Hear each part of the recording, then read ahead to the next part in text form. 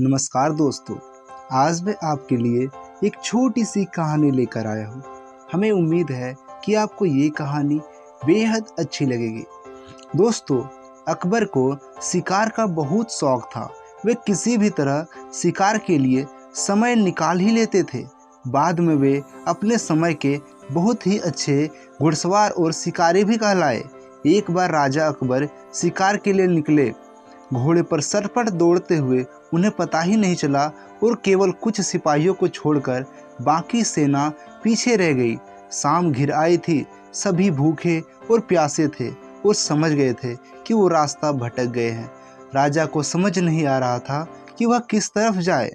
कुछ दूर जाने पर उन्हें एक तिराहा नजर आया। राजा बहुत खुश हुए। चलो, अब तो किसी तरह से वे अपनी राजधानी पहुंच ही जाएंगे। लेकिन जाए तो जाए किस तरफ? राजा उलझन में थे। वे सभी सोच में थे, किंतु कोई युक्ति नहीं सूझ रही थी।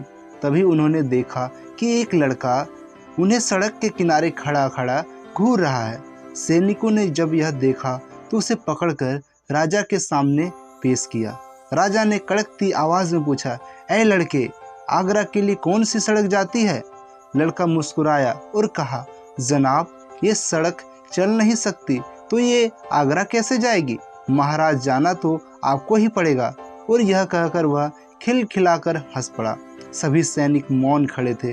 वे राजा के गुस्से से वाकिफ थे। लड़का फिर बोला, जनाब, लोग चलते हैं, रास्ते नहीं।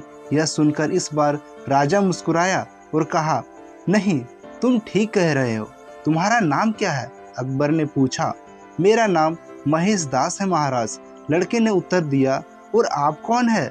अकबर ने अपनी अंगूठी निकालकर महेश दास को देते हुए कहा, तुम महाराजा अकबर, हिंदुस्तान के सम्राट से बात कर रहे हो।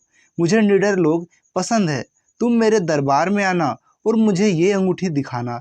ये अंगूठी देखकर मैं तुम्हें पहचान लूँगा। अब तुम मुझे बताओ कि मैं किस रास्ते पर चलूँ ताकि मैं आगरा पहुँच जाऊँ।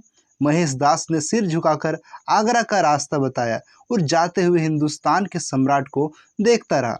इस तरह अकबर भविष्य के बीरबल से मिले। तो दोस्तों, वह लड़का कोई और नहीं बल्कि बीरबल ही था, जो उस समय छोटा था। दोस्तों, आपको यह कहानी कैसी लगी कमेंट सेक्शन में जरूर लिखें। मिलते हैं आपसे अगले वीडियो में ऐसी ही एक नई कहानी के साथ।